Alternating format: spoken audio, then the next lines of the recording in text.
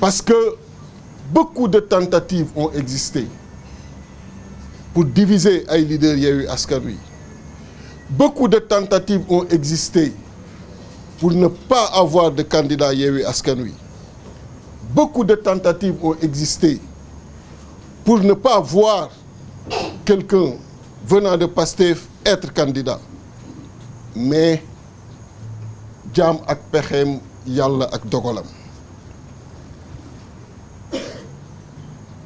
Président Macky Sall, il a été surpris de voir que parmi les 20 candidats, il y a 6 candidats issus de Yewwi Askan Wi. 6. Déthié Fall, Diomaye, Habib Sy, Cheikh Tidiane Dièye, Mamadou Aliou Dia, Malick Gakou. Une surprise totale. Mais ce qu'il a ignoré,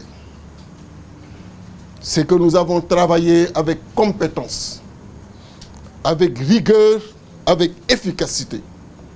Ce qu'il a également ignoré, nous avons une forte expérience des élections, comparable à l'expérience de tout un chacun bi nga xam ni mi ngi ci yeneen appareil. C'est ça qui a fait que parmi ces 20, nous avons 6 issus de Yewwi Askan Wi. Et il sait pertinemment que s'il organise des élections, ce sera Yewwi Askan Wi ou Yewwi Askan Wi. Et il est persuadé qu'il n'était même plus évident que son candidat soit au deuxième tour. Et qu'il était même très probable que 2 candidats de Yewwi Askan Wi soient au deuxième tour. Et c'est ça, la vérité, qui a fait que d'un coup brutal, il a arrêté l'organisation des élections. Mais c'est peine perdue. C'est peine perdue parce qu'ils sont des millions de Sénégalais yi nga xam ni nooyi wuñu gëmuñu lu dul Yewwi Askan Wi. Parce que on a été là, toujours là, à leur côté. On a bravé les gaz lacrymogènes. On s'est sacrifié, on a donné notre vie pour la nation.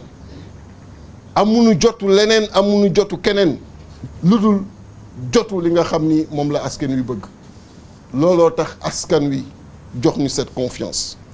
Looloo tax mu xam ni organiser nañ élection mooy Yewwi wala Yewwi jël na ko. Mais loolu waru ko mën a yóbbee muy dàq ay élection ñu taxaw di seetaan. Dàq ay élection ñu taxaw di seetaan mbiru chaque Sénégalaise la ak chaque Sénégalais. Et c'est un combattant qui vous parle. Mbir bu la ñoree day laaj taxawaay. Mbir bu la ñoree day laaj jéego. Le président Macky Sall a fermé la bonne porte de l'histoire le concernant. C'est quelqu'un aujourd'hui qui a délibérément choisi la petite porte de l'histoire.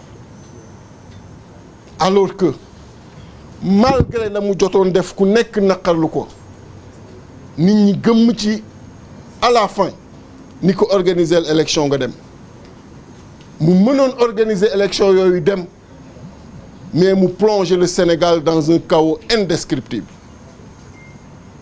Ku xam réew ni muy tëddee ni mu bindoo xam ni le pays est économiquement paralysé.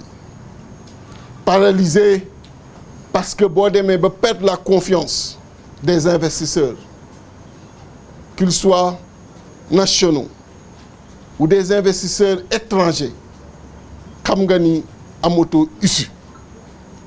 Et est-ce qu'il a le droit aujourd'hui, avec ku nekk la nga def ku nekk taxawaay ba nga am ku nekk li nga jot a dugal biir Sénégal pour bànneexu boppam coobare boppam mu paralyser tout un pays jël 18 millions de Sénégalais qui ont toujours été respectés partout dans le monde foo mën a nekk ci biir réew ak bitim réew ñu respecté la mu jël ce respect là aujourd'hui tàggaténgeel ko ba nga xam ni kenn mënatul jël chaîne booy seetaan te doo gis ñuy chahuter le Sénégal il n'a pas ce droit-là et on ne lui laissera pas ce droit-là. Nous remercions tous les partenaires yi nga xam ni ñoo ngi agir ñoo ngi wax que ce soit les États-Unis la CEDEAO l'Union européenne képp ki nga xam ni yaa ngi yëkkati sa kàddu nous te remercions mais que chaque Sénégalais yokku taxawaayam parce que in fine le président Macky Sall bu gisee ci ñun détermination bi war dina xam ni lii mu bëgg mënul ne te li mu bëgg dafa warul ne parce que cette tradition démocratique que nous avons da ko dépassé moom da ko jiitu moom te da koy romb moom donc mënu ko définir mënu ko rebolote et nous lui disons très clairement d'organiser proprement son départ le 2 avril de l'organiser proprement parce que loolu mooy sagam loolu mooy li koy taaral parce qu'à partir du 2 avril nous l'avons dit et répété il ne sera plus considéré comme le président de la République du Sénégal et bu gisee ces fortes pressions qui fusent de partout war na xam parce que c'est un politicien que le vent de l'histoire mi ngi ko fiy ba war na xam de façon très claire que li jotoon am mënatul am Yewwi Askan Wi comme d'habitude va mener la lutte Yewwi Askan Wi va mener le combat pour la démocratie, pour les libertés. On ne peut pas accepter en 2024 qu'on retire à un organe de presse sa licence, que ñuy suspendre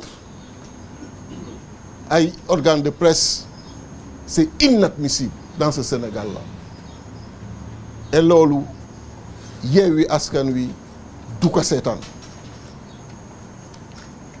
On fera tout ce qui est nécessaire d'ici le 2 avril daan continuer di ko wax président de la République jusqu'au 2 avril parce que loolu la ko constitution bi jox mais bu 2 avril weesoo il ne le sera plus. Il n'a qu'à prendre les dispositions aujourd'hui pour que l'élection se tienne et que Sénégalais yi ñi ñu tànn ñëpp xam ko mu Yewwi Askan Wi ñu gagné élection yi. di wax aussi que képp kuy militant wala militante Yewwi Askan Wi ak foo mën a ne ci biir adduna bi ne vous laissez pas entraîner par la division. Au moment du combat, il faut souder les rangs. bañ a déglu ay sos bañ a déglu ay yàq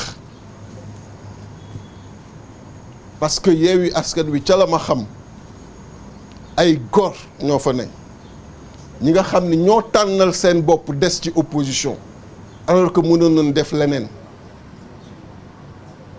du ñu jëw du ñu wax ci ginnaaw nit lu ñuy wax dañ koy assumer directement et proprement et en face bu leen kenn dugal division ku leen ciy dugal rek xamal ni kooku mi ngi xeex contre combat bi ñu nekk mi ngi xeex pour indi la division ñett at a ngi nii ku nekk ci ñun ñoo ngi lay bëgg jaxase keneen ki ñett at a ngi nii amul lu ñu deful pour diviser man ak le président Ousmane Sonko mais ils n'ont pas réussi et c'est pas aujourd'hui qu'ils vont le réussir parce que xam naa luy union des forces et des cœurs surtout quand il s'agit de faire face au régime et au président Macky Sall rester soudés plus que jamais ku leen bëgg indil division xam leen ni moom mooy l'ennemi de ce qu'on est en train de faire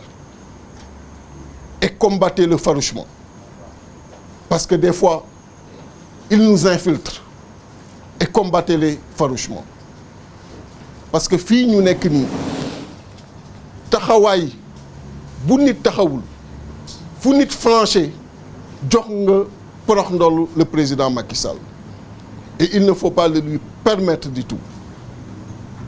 Les initiatives sont nombreuses et elles sont à saluer parce que ku yëkkati ni dama bëgg xeex dama bëgg taxaw pour sunu démocratie mënoo def lu dul applaudir mënoo def lu dul féliciter et Yewwi Askan Wi comme ni mu ko mos a defee toujours va s'ouvrir à toutes ces initiatives et déroulera un plan d'action. Un plan d'action qui fera que le président Macky Sall respectera le calendrier électoral. Et amul engagement bu ñu mës a jël te respecté wuñ ko. Et cet engagement tàmbali na est mis en place. La présidente Aïda, quand elle prendra la parole, reviendra sur ça. Mais pour vous dire que vous avez été nombreux à demander la présence, la remobilisation de Yewwi Askan Wi. Nous sommes là, collectivement, bien que individuellement nous n'avons jamais été absents. Parce que dans notre stratégie, il était dit, admis, que chaque candidat avait la possibilité de mettre sa coalition et de mettre en branle l'esprit Yewwi Askan Wi. C'est cet esprit, avec comme soubassement la rigueur, la méthode, l'intelligence qu'on connaît des leaders de Yewwi, qui a fait qu'à sa grande surprise, sur les 20 candidats, le président Macky Sall s'est retrouvé avec 6 issus de Yewwi Askan Wi, que sont Déthié Fall, Diomaye, Habib Sy, Cheikh Tidiane Dièye, Mamadou Aliou Dia et Malick Gakou. Et ça a été une très grande surprise pour lui. Parce que il savait bel et bien qu'en organisant ces élections, c'est un candidat de Yewwi Askan Wi qui allait devenir le prochain président de la République. Et même qu'il n'était plus évident que son candidat soit au deuxième tour. On pourrait même avoir un scénario où ce seraient 2 candidats de Yewwi Askan Wi qui s'affronteraient au deuxième tour. Ça a été un cauchemar pour lui. Un cauchemar qui l'a amené à mettre le frein sur un processus électoral qui ne lui appartient pas, qui appartient à tout le peuple sénégalais, connu pour sa grande tradition démocratique et pour sa régularité dans l'organisation de l'élection présidentielle. Ce tort et ce préjudice qu'il nous porte, qu'il porte à l'image du pays, doit être aujourd'hui combattu par chaque citoyen, par chaque citoyenne, partout où il se trouve à l'intérieur du pays ou au niveau de la diaspora. Et Yewwi Askan Wi, comme d'habitude, avec le combat qu'il vous a habitué ces 3 dernières années, va poursuivre son chemin pour la défense de notre démocratie. Nous allons nous ouvrir très prochainement, et ça a même commencé, à toutes les organisations qui se sont mobilisées dernièrement pour la défense de cette démocratie, pour la défense des libertés. Comment peut-on expliquer au Sénégal qu'en 2024, que des organes de presse soient aujourd'hui, leur licence leur soit aujourd'hui retirée? Walfadjri, ce groupe mythique, ce groupe qui a participé pendant longtemps à la consolidation de notre démocratie, qu'on lui retire délibérément et de façon injustifiée sa licence, leur laissant plus de 48 heures sans pouvoir émettre convenablement. Et qui en est l'auteur? Le président Macky Sall. Quelqu'un qui, le 2 avril, devrait tout simplement organiser son départ dans la paix, dans la tranquillité et dans la stabilité de nos institutions, mais qui a décidé aujourd'hui de prolonger indûment son mandat, ce qui ne lui sera pas facilité. Il y a deux camps, le camp de la vérité et le camp du faux organisé. À chacun de choisir son camp. Nous avons choisi le camp de la vérité. Et j'en appelle à la responsabilité de tous les militants, de toutes les militantes et sympathisants de Yewwi Askan Wi, à rester soudés, unis, comme un seul homme, surtout en ces circonstances extrêmement sensibles qui nécessitent la concentration de tous. Ils sont nombreux à essayer la division dans les rangs de Yewwi Askan Wi. Et ça ne date pas d'aujourd'hui. Mais ils ne l'ont jamais réussi et ils ne le réussiront jamais. Ils ont pendant longtemps voulu voir des différends entre les leaders. Ils ne l'ont pas réussi et ils ne le réussiront jamais. Ils ont pendant longtemps cherché à diviser Déthié Fall et Ousmane Sonko. Ils ne l'ont pas réussi et ils ne le réussiront jamais. Restez soudés. Et toute personne